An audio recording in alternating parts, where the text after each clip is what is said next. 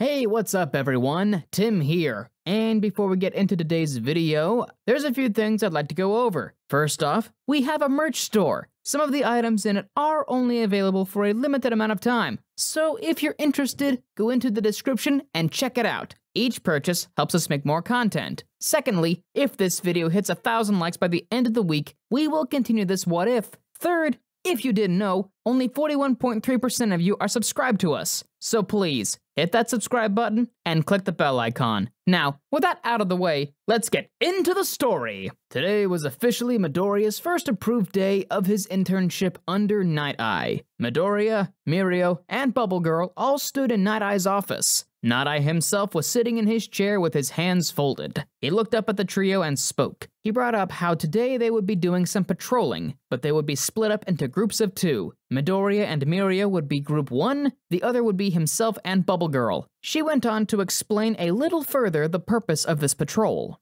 You see, we are actually in the middle of a secret investigation. Yes, and this investigation is on a small but influential villain group known as the Shie Hasaikai. We've been keeping a close eye on that organization for quite a while now, and their current leader, Kai Chisaki, has been making some unusual moves as of late. Their group has experienced quite a fall from their former glory ever since Quirks came into the picture. It seems like Chisaki is trying to bring the organization back to their former glory through reuniting the older villain generations. He's even gotten into contact with the League of Villains, and we fear what these two villain groups could actually do together. We've been trying to get some incriminating evidence to prove they are committing villainous acts, but it's been a struggle, honestly. When Midoriya heard the League's name mentioned, he instinctively growled and balled up his hands into fists. Everyone who was in the room at the time looked at him. When he realized what he had done, he blushed and scratched the back of his head. He apologized. "I've got some bad history with the League. Sorry." "No need to apologize, Midoriya. So long as it doesn't affect your work efficiency, you should be good, especially since we have no plans of coming across the League of Villains right now." Midoriya nodded, and everyone left to patrol the streets. They eventually split up, and Midoriya was with Mirio. The two eventually began a conversation. "So, what's your hero name, Izuku?" "Oh, my name is Deku, though I'm considering changing it to have a bit of a title like The Venomous Hero, Deku, or maybe Agent Venom. With recent events,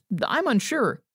I like those names, although your abilities don't really seem to involve poisons of any kind. My hero name is Lemillion, because I want to save 1 million people." Midoriya smiled at Mirio and the reasoning behind his hero name. He could definitely understand why he got one for all. Suddenly, Midoriya stopped in his tracks. He heard light, rapid footsteps. It was as if someone was running towards them. He turned to face an alleyway. What he saw caused his eyes to widen. A little girl with long white hair, a horn on her forehead, and bandages covering all around her arms and legs ran toward the two heroes. She didn't appear to look where she was going, though. It just seemed like she was desperately running away from something. But from what exactly? She accidentally bumped into Midoriya and fell down, but she quickly scrambled up to her feet. She was immediately intimidated by Midoriya's appearance, as he was covered by venom and in his combat armor. Midoriya saw that she was scared and tried to comfort her.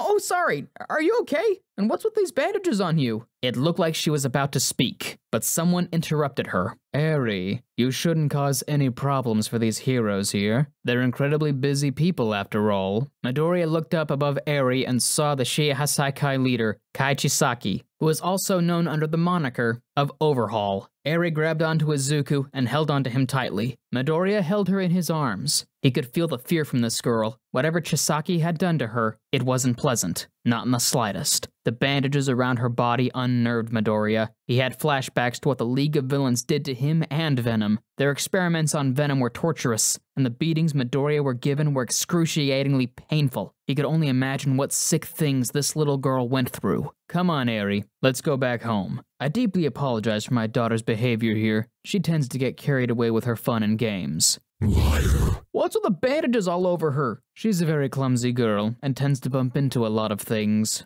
Midoriya glared at Overhaul. This man knew how to talk fast. He hated this man already. Mirio tried to disarm the situation, but Midoriya cursed under his breath when he realized how bad of a situation he was in. It took Mirio's intervention for him to realize this. "I've never seen the two of you before. Are you guys rookies or something?" Mirio was quick to answer. "Yeah, we are. Do we really look that youthful?" Mirio nervously laughed. The laugh was so strained, and Izuku could tell. "Ah, So what hero office are you both affiliated with? Oh, we're still students actually. Mirio turned to leave. Midoriya begrudgingly began to put Eri down and turn around to leave as well. But the little girl held on to him even tighter than before. She began to cry and begged desperately for him not to leave her. His heart began to race. Her voice was shaky, and she seemed too scared for this to be just fun and games like what Overhaul had said. She seems to be frightened by something. Any ideas? Well, I did scold her early. Liar! Mirio grabbed Midoriya's shoulder and gripped it. He whispered into Midoriya's ear. He tried to tell him that it was time to go, but Midoriya shrugged him off. He focused all of his attention towards Chisaki. There's more than meets the eye, isn't there? You're not telling us everything. For your daughter to be this scared suggests she's been mistreated. It's unnatural for someone of her age to be this frightened. Sir, please don't tell me how to raise my daughter. It's time to leave now. We have no business telling someone how to raise their family. Midoriya looked at Mirio and snapped at the older boy. He didn't care anymore. Forget patrolling. They were already in the middle of a confrontation between the leader of the Shihasaikai and found someone who was clearly in need of saving. But Mirio wanted to abandon her. The thought of leaving the girl in the hands of this man of all people in order to be inflicted with more damage, mentally and physically, was repulsive in Midoriya's mind. He knew what this girl felt. She was grabbing on to the little hope she had in the form of him, and he refused to let her lose hope. Chisaki groaned and sighed as he saw Midoriya wasn't going to let go of Eri. He realized he would have to go about this in a more gritty way. Man, this is embarrassing. This whole topic about my daughter.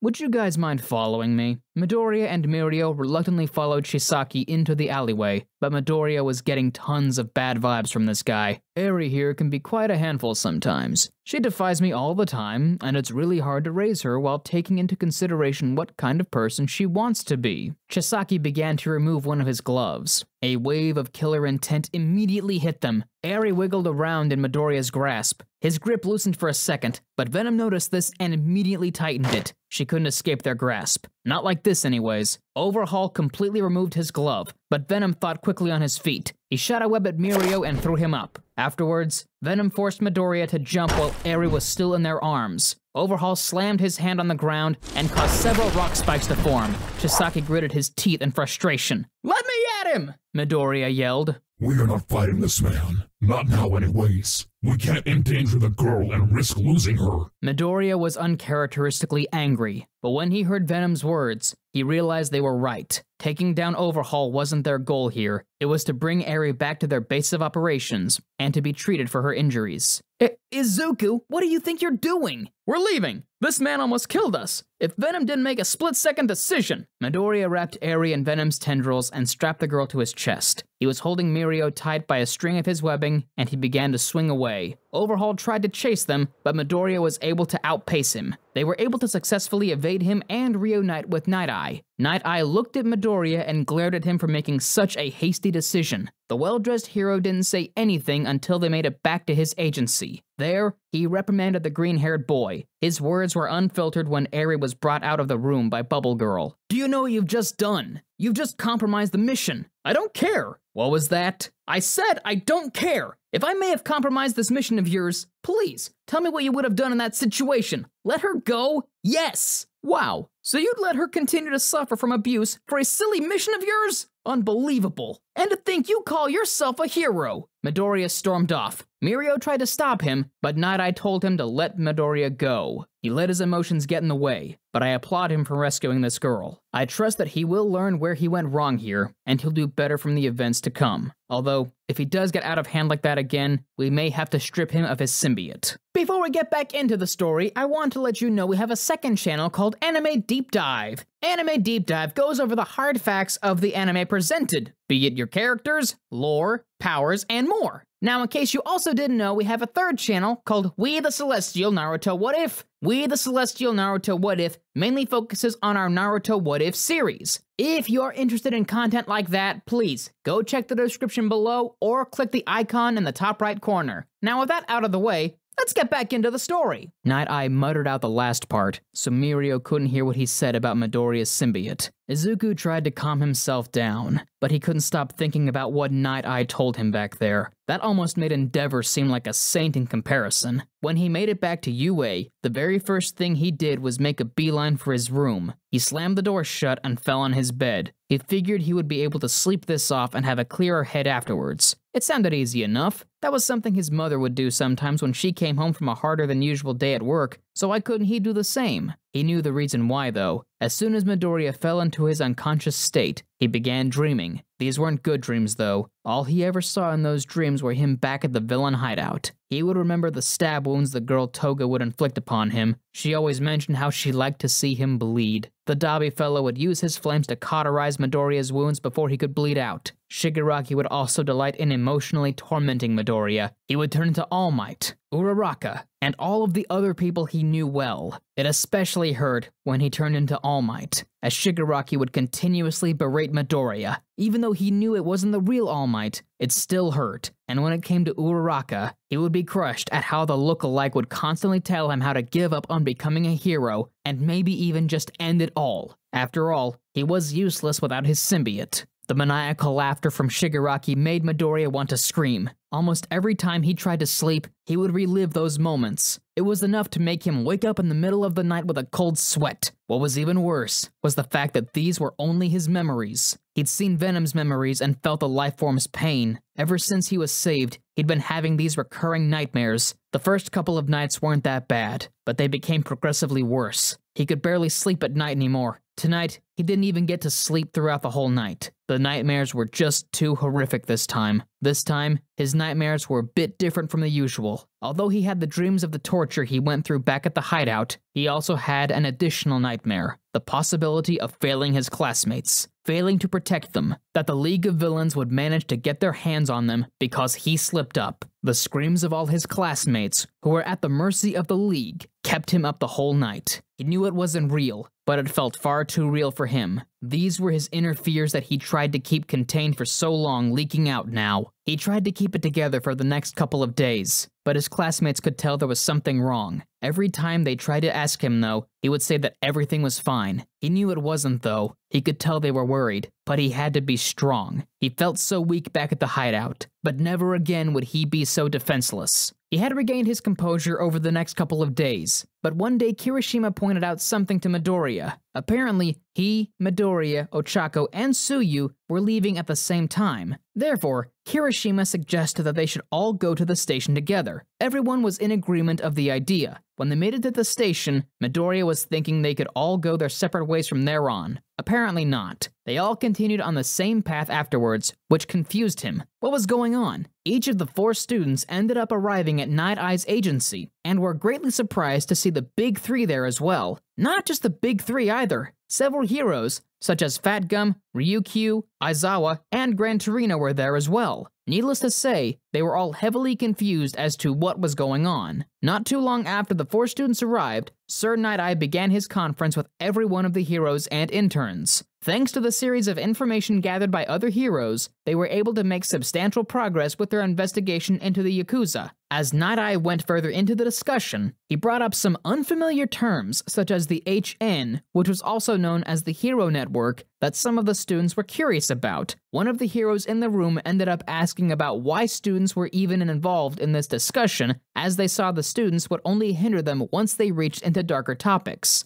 Fat Gum defended his interns, though. After that little distraction, Night Eye continued with his speech. Anyways, the Shie Hasaikai were also believed to be selling illegal drugs. I figured it would be good to have a hero who is more familiar in this topic be added. Hence why I brought in Fat Gum. Fat Gum went on to explain the interaction that he and his interns had with these drugs. He revealed how Tamaki ended up interacting with this sort of drug that seemingly erased his quirk. This caused the whole room to go completely silent when they heard this. A medicine like that would mess up the very foundations of today's society even more than it had been tampered with already. When Mirio asked about Tamaki's condition, the emo boy explained that it was only temporary and he could still use his quirk. It appeared to be different from Aizawa's erasure quirk, as erasure didn't necessarily attack quirks themselves, but simply halt the activation of quirk factors. The drug was different, as it actually did damage Tamaki's quirk factor, but he was thankfully able to naturally recover from it. The drug was infused within a bullet that was shot at Tamaki. What they found to be strange, though, was there weren't any abnormalities in the bullet itself, and only Tamaki's quirk factor was really hurt. Thanks to Kirishima's brave efforts of protecting Tamaki from an attack, they were able to obtain a bullet that they could properly examine. The contents they were able to find in the bullet were what disturbed them, though. There was human blood and cells in that bullet. If that's the case,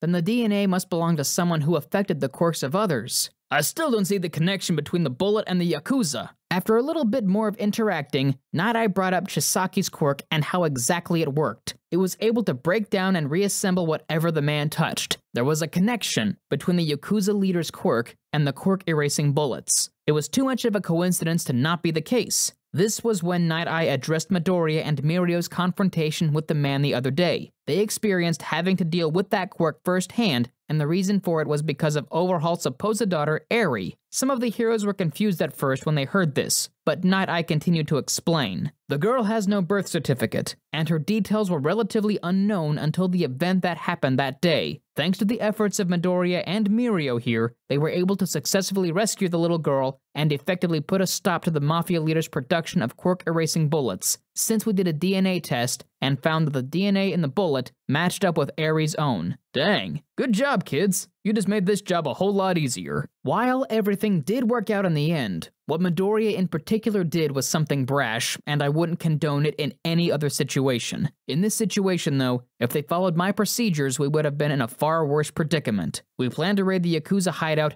and Tsukaichi actually brought us a couple of power-ups, you could say, to further increase the success rate of us accomplishing this mission. Sir Night Eye threw a briefcase onto the table and opened it to reveal a couple of test tubes that contained inky substances. Midoriya immediately knew what they were, but he chose to keep quiet. His shocked face didn't miss the attention of Ochako, though. These are symbiotes. The same thing that Shigaraki and Midoriya actually have, and the one All For One had. Thankfully, we were able to scoop up that symbiote All For One displayed back there as well, although the damage was already done to All Might by the time the doctors realized what happened. The symbiote was able to hitch a ride with All Might, and it appeared to be trying to heal the man, but his body was far too compromised to heal him quick enough. This was all information I was able to gather from the symbiote itself. Wait, you bond with one of those dudes, and on top of that, there's more of them? We even had one on our side for this whole time, and I'm just now learning about this? Rocklock, calm down. As I was saying, I was able to get this information from the symbiote where it bonded with me, although it doesn't appear to be fond of my personality. At least, according to what they said anyways. Now, I was able to gather that Shigaraki has an organically born symbiote, and it's stronger than the rest, physically. It'll be hard to subdue him, but this is where the other symbiotes come into play. We were able to pick some of the strongest ones of the group, and the ones with the most unique abilities we could find to be useful in our plans of taking down the two primary heads of the organizations. These leaders obviously being Overhaul and Shigaraki. We were able to select hosts for these symbiotes, based on their personalities and power display. Night Eye called Uraraka and Tsuyu up to the front of the room. He handed both of them symbiotes. Uravity, you will have the symbiote payback, and Froppy, you get Lasher. Sleeper will stay with me until we can find a more suitable host, and Phage will go to Red Riot. Come up here as well. While this was going on, though, Overhaul was facing his own dilemma. Eri was taken away from home, the whole key to his operations. He had put his frustration out on other things for a couple days now, but he realized that this wasn't the best way to go about things. He was forced to stop by his right-hand men as he was killing off their army. Overhaul sighed and sat down in his office. He sent out people to track down Eri and bring her back, but they'd all come back empty-handed. Those were the ones he usually killed as well. He was at a loss here. He didn't know what to do. Suddenly, the door opened to reveal some members of Shigaraki's ragtag team of misfits. Himiko Toga and Twice, he believed were their names. Shigaraki had sent them there to work with him for their conjoined project, but that project was now halted. Himiko told Overhaul that he was in big trouble. He didn't understand what the teen meant until Shigaraki entered the room in his transformed state. So, you lost the key to your little project, eh? Pathetic. I should have known not to work with a buffoon like yourself. Overhaul was beyond frustrated and refused to take any insults from Shigaraki. Even if he was a bit intimidating by that form of his, it meant nothing now. What did you say? You Overhaul used his quirk to manipulate the terrain in order to get the jump on Shigaraki, but things didn't go according to plan. Again. Shigaraki appeared right in front of Overhaul in a matter of seconds and ripped out the man's heart. It was so fast that the heart was still beating. This was the last thing Overhaul saw before the lights went out for him. Shigaraki turned to the shocked Yakuza members and smiled. This place is under new management. And that's our video, so thank you all for watching! Now, there's a few things I need to go over before the video ends. On behalf of We the Celestials, I want to thank the writer of this video, as well as the editors of this video. Their details will be in the description below. If you're a voice actor, editor, or writer, or you're interested in becoming one of those, go to the Discord that is in the description of this video and hit up the head of one of those departments. We're always looking for members to join us. So that's it from us for today's video. Thank you all for watching, and don't forget to hit that subscribe button if you're interested in more content like this. And hit that like button if you liked this video. Until next time, peace out everyone, have an amazing day.